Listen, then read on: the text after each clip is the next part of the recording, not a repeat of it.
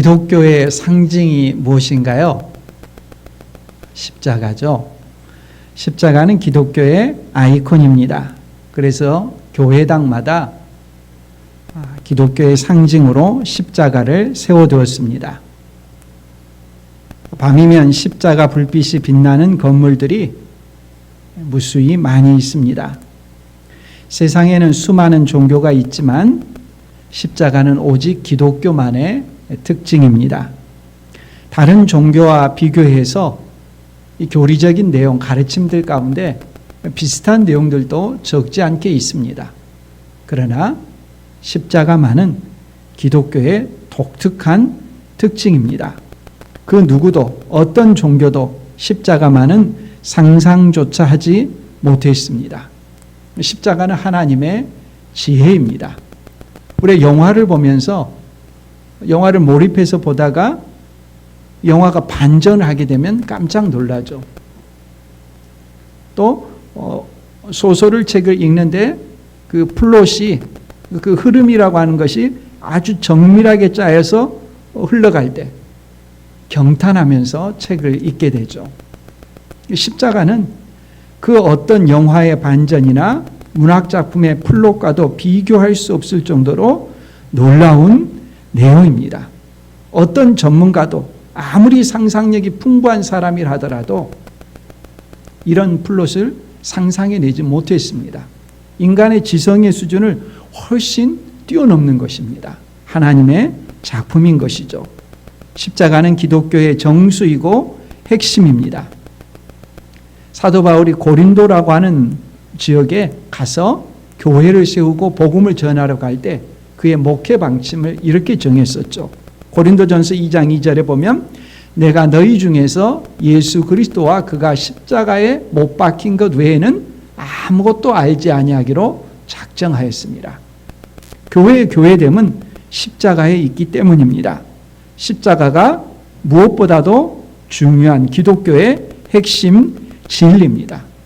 그런데 의외로 세상 사람들은 당연하고 성도들 가운데도 기독교의 핵심 진리인 십자가에 대해서 제대로 알지 못하는 경우들이 많습니다.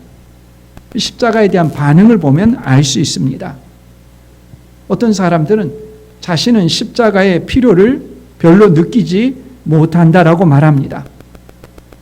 자기는 별 문제가 없이 살아가는데 왜 예수님은 십자가에 못 박히셨느냐는 것입니다. 세상에는 왜 그렇게 십자가를 단 교회가 많이 있느냐고 묻습니다. 십자가는 헤아릴 수 없는 깊은 신비이기 때문에 대부분의 사람들은 그 깊이를 대부분 가늠조차 하지 못합니다. 하나님이 사람이 되어서 십자가에 달려 죽었다는 이야기는 인간의 이성으로 도무지 상상할 수도 없고 이해할 수도 없는 내용이기 때문입니다. 어떻게 하나님이 죽을 수 있단 말이냐? 정말 죽었느냐? 왜 죽었느냐? 십자가의 죽음이 사람들에게 어떻게 효력을 전달할 수 있단 말이냐? 십자가의 죽음으로 만들어낸 결과물이 무엇이냐? 십자가의 죽음 이후에 세상이 달라졌느냐? 왜 십자가의 죽음 이후에도 여전히 사람들은 병들고 고통받고 또 죽어야 하느냐? 십자가의 내용은 쉽게 대답할 수 없고 알 수 없는 내용들로 가득 차 있습니다. 십자가에 달린 분이 죄인들의 구원자라는 이야기를 들으면 사람들의 반응은 황당한 이야기라고 반응하거나 말도 안 되는 소리 하고 있다고 혀를 차거나 십자가를 전하는 사람을 바보처럼 여기고 조롱해 있습니다. 십자가는 기독교의 본질이자 상징입니다. 그리고 그 심오함은 그 누구도 다 알 수가 없습니다. 십자가는 하나님께서 자신을 가장 깊이까지 드러내 보여주시고 사람들을 초청하시는 이야기입니다. 하나님의 계시의 절정이 십자가입니다. 십자가를 모르면 하나님을 모르는 것입니다. 십자가에 대한 알은 하나님을 이해하는 척도이기도 합니다.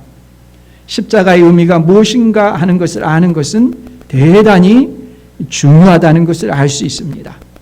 이 십자가의 의미를 알기 이전에 먼저 십자가의 사건 자체를 알아야 합니다. 예수님의 십자가 처형이 어떻게 결정되고 집행되었는지 그 과정을 따라가면서 사건을 이해하고 이 사건을 이해한 다음에 그 의미를 우리가 생각해 볼 수 있습니다. 복음서를 흔히 긴 서론이 달린 순환 이야기라고 말합니다. 순환 이야기라는 말은 십자가를 뜻합니다. 십자가를 말하기 위해서 긴 서론이 있었다는 것입니다. 특별히 마가복음이 그렇기는 하죠. 다른 복음서라고 다르지 않습니다. 예수님께서 이 세상에 오셔서 행하시고 가르치신 그 모든 내용은 십자가의 절정에 이르는 과정입니다. 십자가는 인간의 상상력으로 만들어낸 이야기가 아닙니다. 인간은 그런 것을 상상조차 할 수 없었습니다. 하나님의 계시입니다. 계시라는 말은 커튼을 열어젖히고 보여준다는 의미입니다. 하나님께서 하나님 자신이 어떤 분이신가 하는 것을 가장 극명하게 사람들에게 드러내 보여주시는 계시, 이것이 십자가입니다.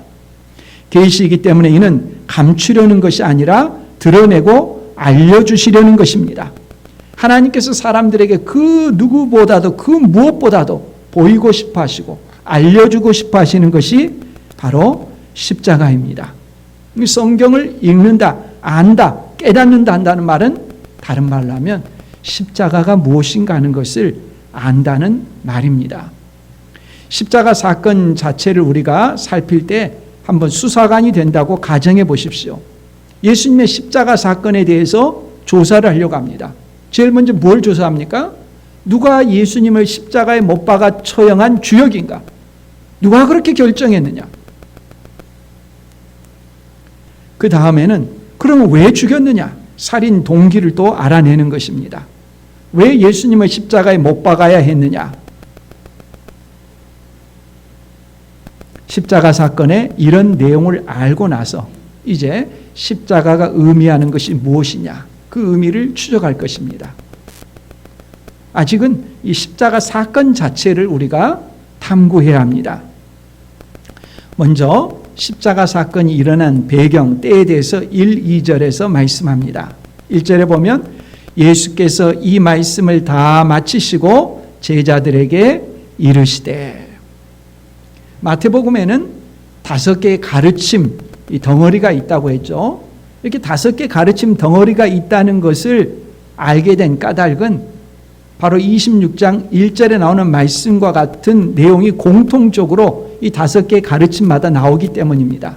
예수께서 이 모든 말씀을 마치시고, 이런 형태의 말씀이 예를 들어 산상수훈 5장부터 7장까지 끝나면은 이 말씀이 나옵니다. 10장에서도 선교 내용을 가르치고 나서 이 말씀이 나옵니다.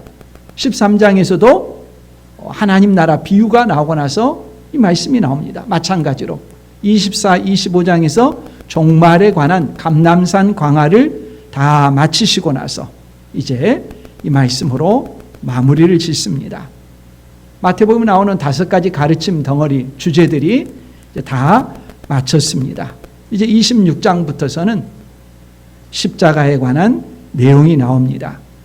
26장은 예수님께서 십자가에 달리시는 그 과정이고, 그 준비 과정이고, 27장은 예수님께서 재판을 받으시고 십자가에 달려 죽으시는 내용입니다. 너희가 아는 바와 같이 이틀이 지나면 유월절이라. 유월절 이틀 전이니까 예수님께서 금요일에 십자가에 달려 죽으셨잖아요. 유월절 이틀 전인 지금 수요일입니다. 수요일에 정말 많은 일이 일어났죠. 24, 25장과 같은 긴 감람산 강화, 이런 내용도 말씀하셨습니다. 이제 예수님께서는 십자가의 죽음과 관련해서 표면상 누가 죽였는가 하는 내용들을 26장부터서 말씀하기 시작합니다.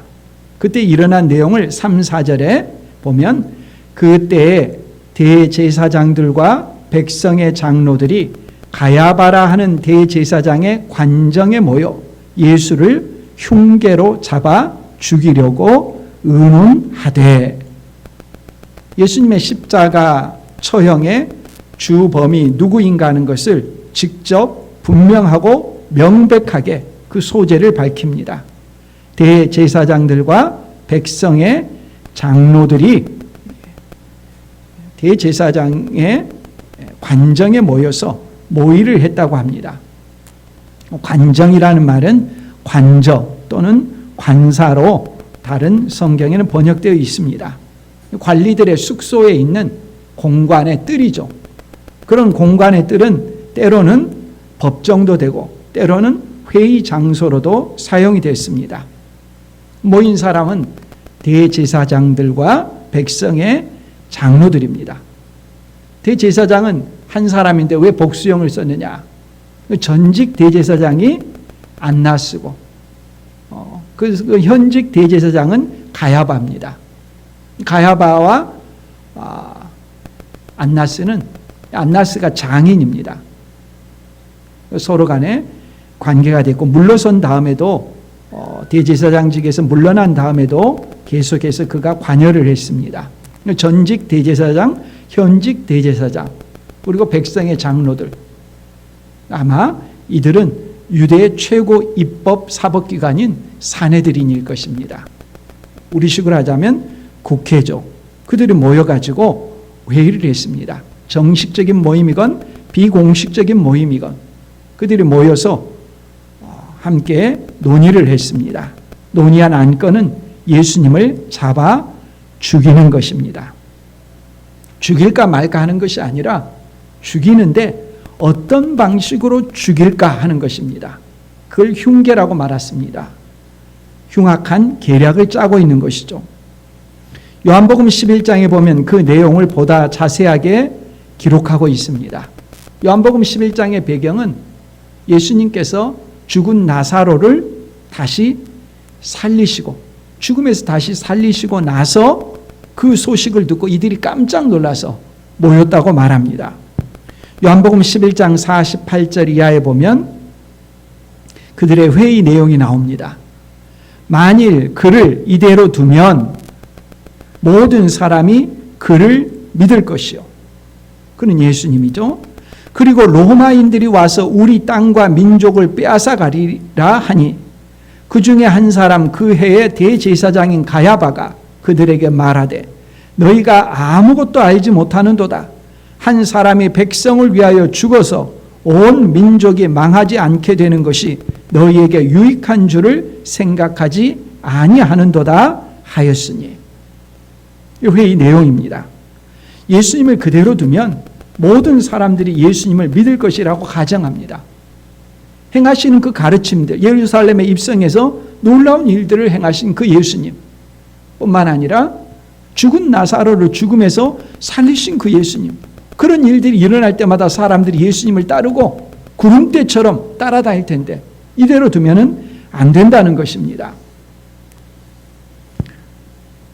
사람들이 예수님을 믿는 것을 그들은 좋지 않은 일로 여겼습니다.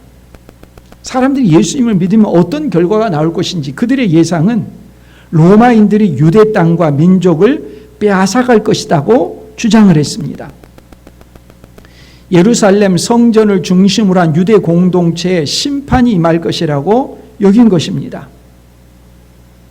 예루살렘 성전을 중심으로 한 유대 공동체의 현상 유지에 큰 위협이 된다는 것입니다.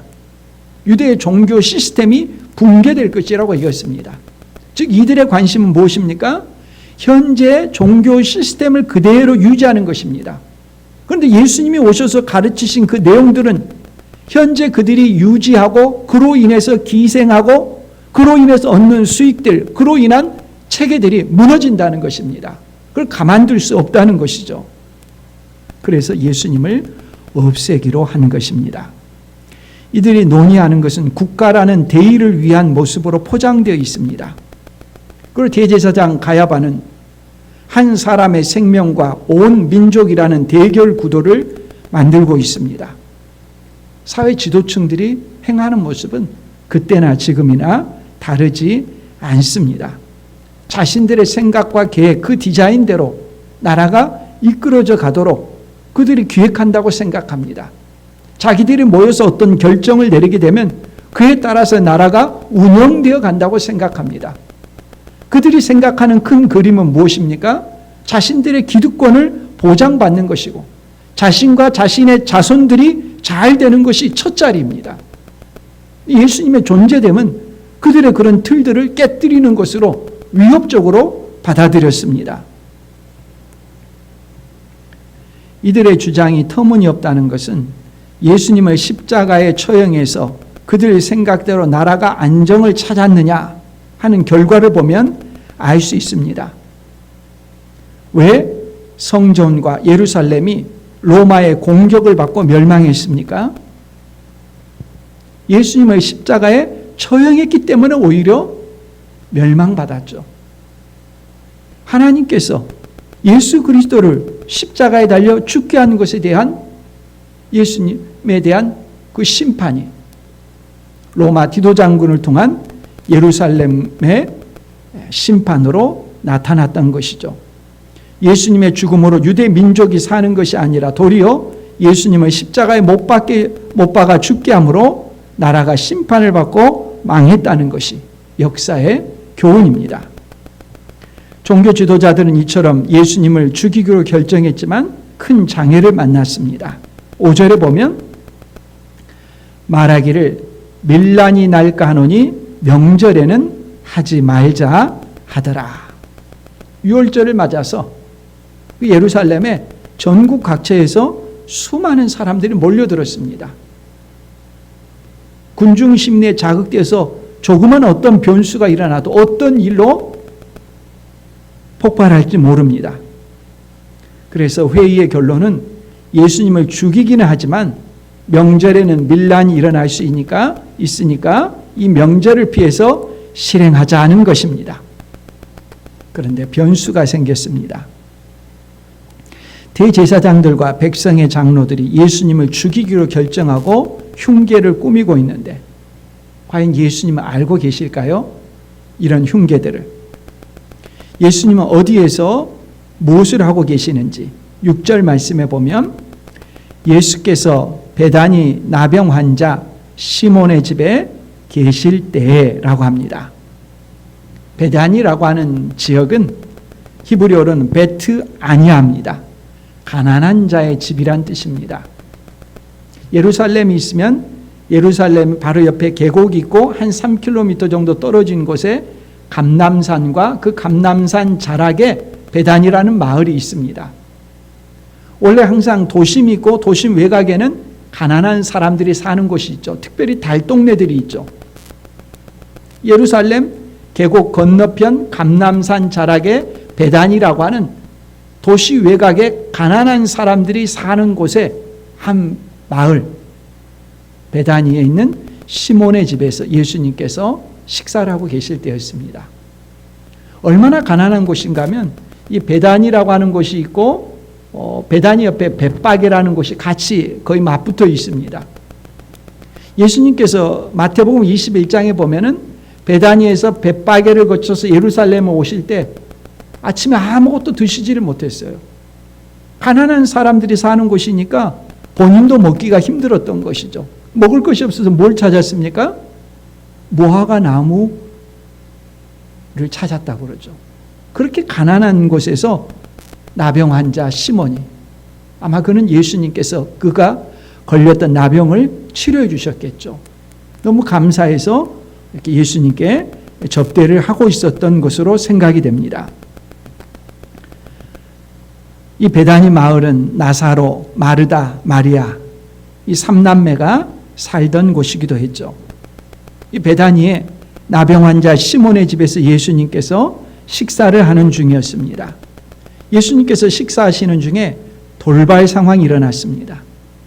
한 여인이 옥합을 가지고 와서 향유가 담긴 매우 값비싼 향유를 가지고 와서 깨뜨리고 예수님께 부은 것입니다. 모두가 놀랐습니다. 돌발 상황인데 아무도 모를 수가 없었습니다. 향유를 깨뜨리면 향유에서 향이 나기 마련이죠. 밥을 먹다가 그 향유에, 그 달콤한 향유에, 그 향기로움에 모두가 깜짝 놀랐습니다. 이 여인의 행동에 대해서 제자들로부터 격한 반응이 터져 나왔습니다. 8절에 보면 제자들이 보고 분개하여 이르되 무슨 의도로 이것을 허비하느냐. 제자들의 반응은 분노, 그리고 이것을 허비하는 것이라고 말합니다. 향유는 일회용입니다. 한 번 사용하면 회수할 수가 없습니다. 당시 향유는 아라비아에서 가져오는 것도 있지만 이런 향유는 저 멀리 인도에서 수입해 왔다고 합니다. 아주 값비싼 것입니다. 지금도 향수가 값비싸기도 하지만 고대 사회에서는 향수가 효용성이 높고 가치가 있는 투자 대상이었습니다. 지금 그래도 위생시설이 발달되어 있지만 고대에서는 위생이 엉망이었습니다. 오물을 아무데나 그냥 버립니다. 길에 버립니다. 사방에 그냥 버려져서 곳곳에 찌든 냄새, 견디기 힘든 냄새가 진동하고 배어 있습니다. 역사를 보시면 아시겠지만 하이힐의 유래가 이것 때문이라고 하지 않습니까? 프랑스에서 그냥 사람들이 집에서 볼일을 보고 바깥에 길에 그냥 던져버립니다. 길을 가다 그걸 밟지 않기 위해서 신발 높은 것을, 굽이 높은 것을 신게 된 것이 하이힐의 유래입니다. 길이 근세 시대만 해도 그럴 정도로 오염이 심하고 냄새가 나. 우리나라 같으면 20세기 초반에도 그런 일들이 비일비재했습니다. 예수님 당시에는 얼마나 더 그랬겠습니까? 향수의 필요가 큰 것이죠. 값비싼 투자 대상이었습니다. 부유한 사람들은 그런 냄새를 감추기 위해서 그런 향유가 필요했죠. 투자의 대상이고 그런 것인데 그런 향유를 이 여인이 한 번에 다 쏟아 부어버린 것입니다. 자신들은 한 번도 그런 것을 향을 맛보지도 못했고 가져보지도 못했고 그런 것을 깨고 다 부어버리니까 기가 막혔죠. 본능적으로 나오는 게 뭐겠습니까? 계산이죠. 아깝다. 저게 얼만데. 제자들은 아까운 정도를 넘어 분노의 마음이 들면서 왜 허비하냐고 화를 냈습니다. 얼굴이 울그락불그락 하면서 화를 내는데 자기 속마음이 드러나면 안 되잖아요. 명분을 내세웁니다. 9절 말씀. 이것을 비싼 값에 팔아 가난한 자들에게 줄 수 있었겠도다 하거늘. 분노를 정당화하는 발언이죠. 비싼 값의 향유와 가난한 자를 비교하고 있습니다. 마가복음이나 요한복음에 보면 이 향유의 가격이 나옵니다. 마가복음 14장 5절에 보면 이 향유를 300데나리온 이상에 팔아 가난한 자들에게 줄 수 있었겠도다 하며 그 여자를 책망하는지라. 벌써 계산이 됐어요. 300데나리온. 하루 품삯이 한 데나리온이니까 1년 품삯입니다. 한 푼도 쓰지 않고 1년 내내 일한 것을 저축한 연봉 그대로 가난한 사람들이 살고 있는 동네지 않습니까? 베다니. 바로 옆집에 보면은 먹을 것이 없고 집에 있는 모든 살림살이는 다 그냥 냄새 나는 것이고 낡은 것들이고 가난에 찌든 냄새가 동네마다 퍼져나오고 있는 그런 곳 아닙니까? 그런 곳에 향유 냄새가 진동하니 얼마나 부조화처럼 보이겠습니까? 기가 막힌 것이죠. 아마 이 여인은 자신이 평생 모은 전 재산 정도가 아니라 어쩌면 물려받은 재산, 앞으로도 쓰지 않고 계속해서 가지고 있을 그런 투자 가치인지도 모르겠습니다. 이 정도면 제자들의 말을 따라 어느 정도나 가난한 사람을 도울 수 있을까요? 요한복음 6장에 보면 오병이어 사건의 배경이 나오는데요. 5,000명이 넘는 사람들에게 어떻게 이 사람들을 도와줄 수 있겠느냐? 예수님께서 빌립에게 질문하시죠. 근데 빌립이 뭐라고 합니까?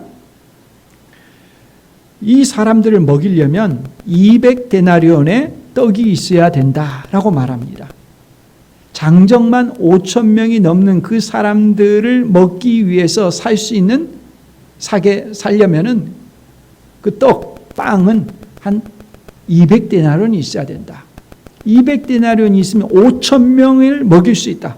300데나리온은 7,500명 이상을 먹일 수 있는 양이죠. 보통 양이 아니지 않습니까? 그러니 향유를 쏟아 부을 것이면 팔아서 그 돈으로 그 베다니에 있는 사람들 배부르게 상당히 오랜 시간 동안 먹일 수 있다는 것입니다. 종교 지도자들은 예수님을 죽이고자 하는 이유로 나라를 위한다는 대의를 제시했었습니다. 이제 제자들은 가난한 자를 돕는다는 명분을 제시합니다. 이렇게 대의 명분을 제시합니다. 겉으로 보기에는 얼마나 그럴싸합니까? 예수님은 죽어야 될 것 같습니다. 그렇게 나라를 살리고 가난한 사람들을 돕기 위해서는 예수님에게 들어가는 것들이 없어야 될 것 같습니다. 예수님이 없는 것이 사람들의 삶에 편리할 것 같습니다. 낭비가 없을 것 같습니다. 사실은 위선적이죠. 자신의 욕망을 교묘하게 포장하고 숨기는 사람들입니다. 그런 사람들이 예수님을 십자가에 못 박았던 것이죠.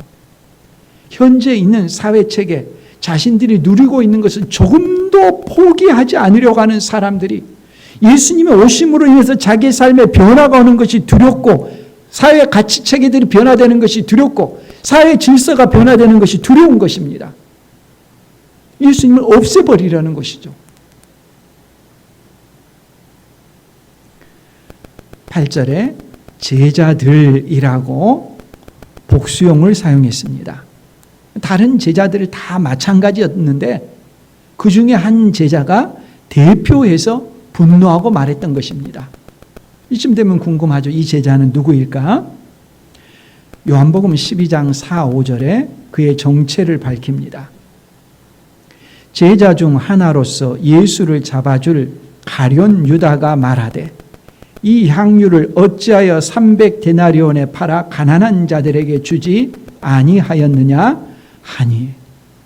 다른 제자도 다 속으로는 마찬가지였는데 가룟 유다가 이 제자들의 활동을 도맡아서 하는 돈꾀를 맡았던 가룟 유다가 대표해서 말했습니다. 그 말을 하고 나서 그는 특별한 행동에 나섭니다. 14절 이하입니다. 그때에 12 중에 하나인 가룟 유다라 하는 자가 대제사장들에게 가서 말하되 내가 예수를 너희에게 넘겨주리니 얼마나 주려느냐 하니 그들이 은 30을 달아주거늘 그가 그때부터 예수를 넘겨줄 기회를 찾더라. 앞서 사내들이니 모여서 예수님을 죽이려고 했는데 밀란이 날까 봐서 보류하자고 했습니다. 변수가 생겼다고 했습니다. 변수는 바로 가룟 유다입니다. 가룟 유다가 예수님에 대한 정보를 제공해 주겠다고 자진해서 찾아왔습니다.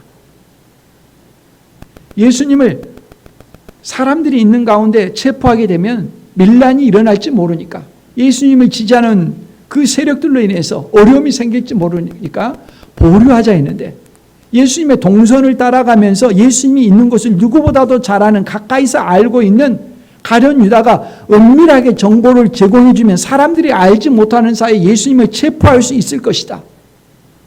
이 정보를 줄 테니까 정보의 대가를 달라. 이렇게 서로 간에 협상이 이루어진 것입니다. 내가 예수를 너희에게 넘겨주리니. 예수님의 십자가 처형에 관한 사건 실마리를 풀 수 있는 중요한 단어가 나오고 있습니다. 넘겨준다는 것입니다.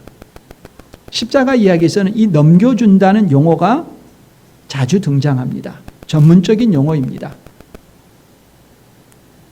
가룟 유다가 예수님을 사내들인 대제사장을 포함한 그들에게 넘겨줄 것입니다. 그러면 사내들인은 또 빌라도에게 넘겨줄 것입니다. 빌라도는 로마 군병들에게 넘겨줄 것입니다. 로마 군병들은 예수님을 십자가에 처형합니다. 이때 사용되는 공통된 동사가 뭐냐? 넘겨준다는 것입니다.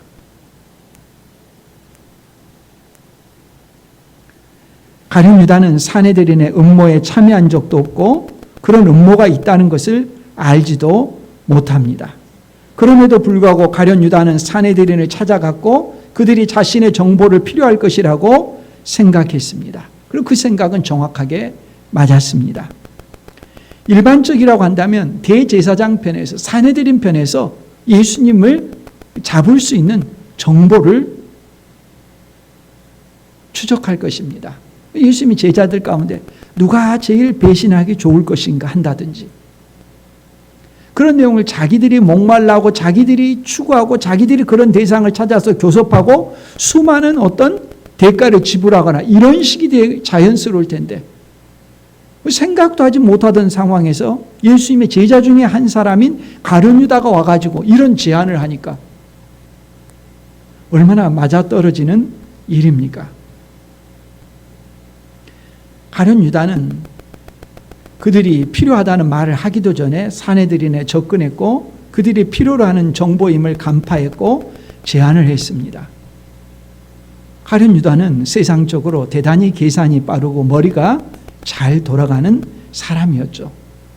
말도 하지 않는데 그들이 이런 일을 생각했을 것이다, 기획했을 것이다, 무엇이 필요할 것이다 알고 접근하고 제공한다는 것 대단한 일이죠. 세상에는 그런 사람들이 넘쳐납니다. 결국 사내들이는 예수님을 죽이려고 했지만 밀란이 일어날까 봐 미루었었는데 가룟 유다가 이렇게 정보를 제공했다고 접근해 오니까 자기들 뜻대로 이루어진다고 기뻐하며 서로 간에 모의하고 받아들이고 일을 진행시키는 것입니다. 어떻게 이처럼 악한 일들이 척척 맞아떨어질 수 있겠습니까? 예수님의 죽으심은 가룟 유다와 사내들인의 모의라고 하는 것이 드러났습니다. 그러면 이들이 예수님을 십자가에 못 박아 죽게 한 모든 책임이 있다고 단정지을 수 있습니까? 이들의 결정만으로 예수님은 십자가에 못 박혀 죽은 것이라고 할 수 있습니까? 물론 답은 아닙니다. 예수님의 십자가 죽음에 대해서 사내들인과 가룟 유다는 직접 책임이 있습니다. 피할 수가 없습니다. 그러나 예수님의 죽음에 있어서 가장 중요한 것은 무엇인가? 그것은 예수님의 선택입니다. 예수님께서 십자가의 죽음을 위해서 세상에 오셨고 그것을 선택하셨고 받아들이셨기 때문에 십자가 사건이 일어난 것입니다. 사내들인이 결정했다고 가룟 유다가 배신했다고 그것만으로 하나님의 아들이신 예수님을 십자가에 못 박아 죽게 할 수는 없습니다. 철저히 모든 것은 예수님의 선택이었습니다. 이미 2절에서도 너희가 아는 바와 같이 이틀이 지나면 유월절이라 인자가 십자가에 못 박히기 위하여 팔리리라 하시더라. 예수님은 이 유월절을 택하셨고 이 유월절에 십자가에 달려 죽을 것을 아셨다는 것을 의미하는 것입니다. 죽음의 때로 유월절을 정하신 것입니다. 자신이 팔리리라는 것도 알고 계셨습니다. 예수님께서 허락하지 않으시면 십자가의 죽음은 일어날 수 없는 일인 것입니다. 이미 마태복음을 보면 여러 번에 걸쳐서 예수님께서 십자가에 달려 죽으실 것을 말씀해 오셨습니다. 앞서도 3번이나 말씀했습니다. 마태복음 16장 21절에 보면 베드로가 예수님께 주는 그리스도시요 살아계신 하나님의 아들이시니이다 이 고백이 있고 나서 예수님이 그리스도라고 하는 신앙 고백은 어떤 의미를 의미하는 것이나 하나님께서 보내신 구원자 그리스도는 어떤 일을 할 때 그리스도라고 할 수 있느냐 그때부터 가르치기 시작하시죠. 마태복음 16장 21절에 보면 이때로부터 예수 그리스도께서 자기가 예루살렘에 올라가 장로들과 대제사장들과 서기관들에게 많은 고난을 받고 죽임을 당하고 제3일에 살아날 것을 제자들에게 비로소 나타내시니. 두 번째는 마태복음 17장 22절 이하에 보면 갈릴리에 모일 때 예수께서 제자들에게 이르시되 인자가 장차 사람들의 손에 넘겨져 죽임을 당하고 제3일에 살아나리라 하시니 제자들이 매우 근심하더라. 세 번째는 마태복음 20장 18, 19절에 보라 우리가 예루살렘으로 올라가노니 인자가 대제사장들과 서기관들에게 넘겨짐에 그들이 죽이기로 결의하고 이방인들에게 넘겨주어 그를 조롱하며 채찍질하며 십자가에 못 박게 할 것이냐 나 제3일에 살아나리라. 그리고 이제 네 번째로 26장 2절에서 예수님께서 십자가에 달려 죽으실 것이라는 것을 말씀하고 있는 것입니다. 그러므로 예수님께서 십자가에 달려 죽으시는 것은 종교 지도자들이 예수님을 죽이려고 하는 그 의도에 말려 죽으신 것이다. 이렇게 결론 내릴 수가 없는 것입니다. 그걸 다 아시고 그렇게 넘겨질 것을 미리부터 알고 계셨는데 예수님 자신이 그 모든 것을 아시면서 자신을 십자가의 죽음에 내어 던지신 것입니다. 공중의 새도 돌보시고 들의 백합화도 내일 아궁이에 던져지는 들풀도 돌보시는 하나님께서 하나님의 아들의 죽음에 무방비하거나 무력하거나 알지 못해서 죽게 하신 것이 아닙니다. 하나님 아버지께서 예수 그리스도를 세상에 보내실 때는 예수님의 십자가에 달려 죽기를 의도하셨고 예수님께서는 그 하나님 아버지의 뜻을 아시면서 그 뜻에 순종하신 것입니다. 이것이 예수님의 십자가의 죽으심의 사실, 팩트입니다. 표면상으로는 사내들인과 가룟 유다가 서로 합작품으로 예수님을 십자가에 달려 죽게 한 것 같지만 그 감춰진 이면에는 하나님 아버지의 뜻에 따라 예수님께서 자기 자신을 십자가에 달려 죽도록 내어 주신 것입니다. 이런 내용들을 알지 못하고 제자들은 허비하는 것이라고 분노하면서 가난한 자들을 도와야 된다는 명분을 제시했습니다. 예수님은 뭐라고 말씀하실까요? 10절 이하에 보면 본문에 예수께서 아시고 그들에게 이르시되 너희가 어찌하여 이 여자를 괴롭게 하느냐? 그가 내게 좋은 일을 하였느니라. 가난한 자들은 항상 너희와 함께 있거니와 나는 항상 함께 있지 아니하리라. 이 여자가 내 몸에 이 향유를 부은 것은 내 장례를 위하여 함이니라. 내가 진실로 너희에게 이르노니 온 천하에 어디서든지 이 복음이 전파되는 곳에서는 이 여자가 행한 일도 말하여 그를 기억하리라 하시니라. 가난한 자들을 돕는 거 반대하지 않습니다. 좋은 일입니다. 세상에는 늘 가난한 자들이 있을 것입니다. 우리는 마땅히 그들을 도와야 합니다. 그러나 예수님께서 십자가에 달려 죽으시는 것은 역사의 유일회적 사건입니다. 여인이 향유를 부은 것은 예수님의 장례를 위한 기름 부음입니다. 아마 이 여인이 예수님께 향유를 부은 것은 감사함으로 이 일을 행하였을 것입니다.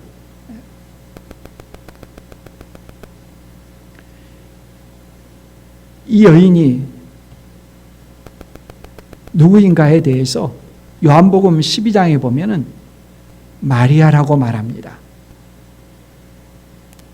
자기의 오라비 나사로를 죽음에서 살리신 것입니다. 죽음에서 다시 살렸을 때 그것이 너무 감사했습니다. 마리아가 그 감사함을 그렇게 표현했던 것이죠. 아마 마리아는 자신이 행한 이 일이 예수님의 죽음을 준비하는 것인 줄 모르고 단지 감사함으로 행했을 것입니다. 그러나 예수님은 그 여인의 그런 향유를 깨뜨려 주님께 부은 것을 자신의 죽음을 준비하는 것으로 받아들여 주셨습니다. 놀랍게 확장해서 받아들여 주신 것이죠. 여인이 행한 행동이 제자들의 비난거리가 되지 않도록 그녀의 행위에 대해서 말씀해 주신 것이죠. 예루살렘에 부유한 사람들이 많이 있었죠. 그러나 예수님의 죽음을 준비해서 향유를 부은 것은 예루살렘에 사는 그 부유한 사람들의 것이 드려진 것이 아니었습니다. 찌든 냄새가 나는 가난한 사람들이 사는 동네. 예수님께서 아침에 예루살렘에 입성하실 때 먹을 것이 없어서 무화과 나무를 찾아야 될 정도로 그토록 가난했던 동네에서 자신이 가진 그 모든 것을 다 깨뜨려 부수는 방식으로 나타났습니다. 얼마나 큰 대조가 일어나는지 우리가 보게 됩니다.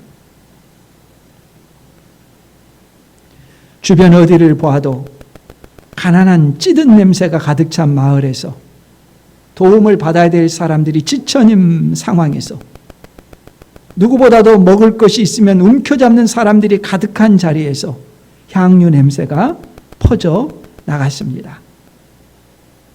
가끔 자신이 행한 일이 자신이 뜻한 일을 넘어서는 경우들이 있습니다. 대표적으로 대제사장 가야바가 그랬습니다. 예수님을 죽이기로 음모를 꾸미면서 그의 말은 한 사람이 백성을 위하여 죽어서 온 민족이 망하지 않게 되는 것이 너희에게 유익한 줄을 생각하지 아니하는도다. 예수를 죽이는 것이 사회 시스템을 유지하는 데 도움이 된다는 것입니다. 비록 예수가 죽은 나사로를 살리고 병들고 힘든 사람들에게 도움을 주는 그런 일들이 있지만 그런 일 한두 가지 때문에 나라의 시스템이 흔들려서는 안 된다는 것입니다. 그렇게 유익을 보는 한두 사람에게 치중해서 좋은 사람이라고 말하지 말고 사회 시스템 현재 유지하고 있는 그 기득권을 유지하기 위해서 예수를 죽이는 것이 자기들에게 더 낫다는 것입니다. 그래서 예수를 죽이기로 합니다.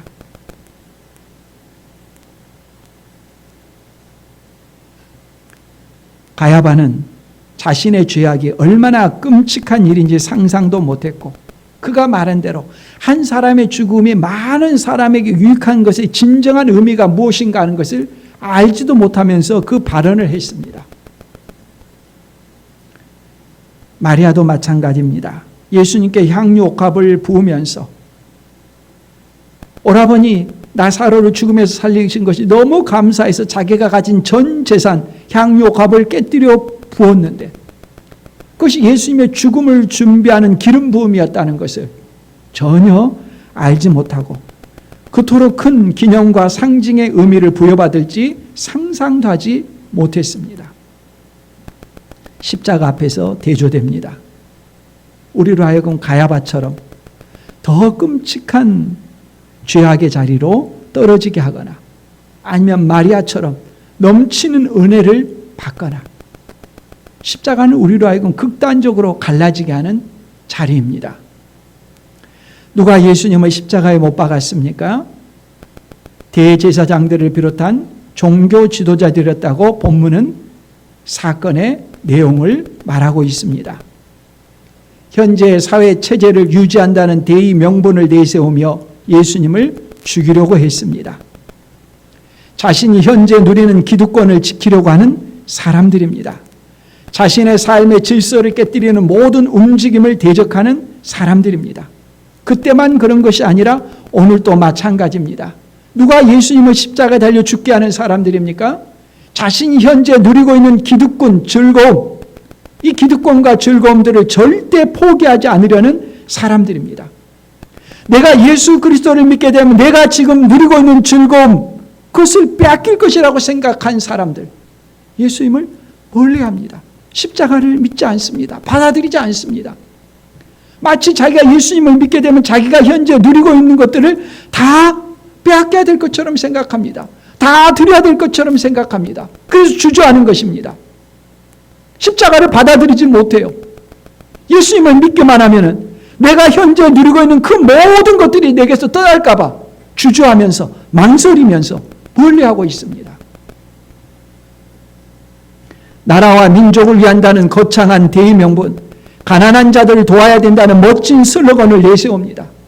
교회가 뭐 그렇게 큰 건물이 필요하고 교회가 무엇을 하는데 그렇게 많은 헌금을 걷느냐고 하면서 비방을 합니다. 그러나 자신은 추호도 내놓지 않습니다.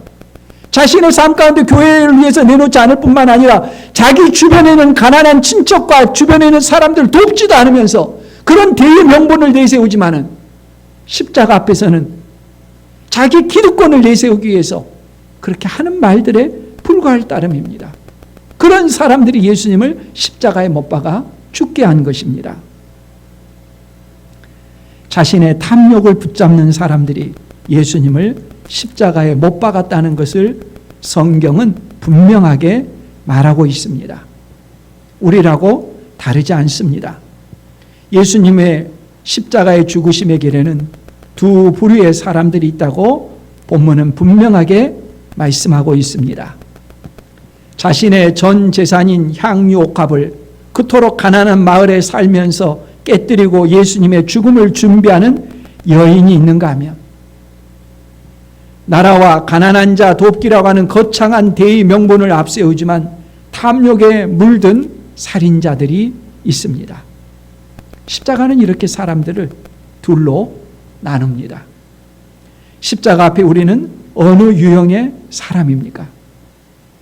탐욕을 붙잡고 이 탐욕으로 인해서 내가 누리는 것들을 포기하지 않기 위해서, 조금도 손상이 가지 않기 위해서 움켜쥐고 있는 그런 모습입니까? 아니면 십자가 앞에 그 모든 탐욕을 내려놓고 있는 사람입니까?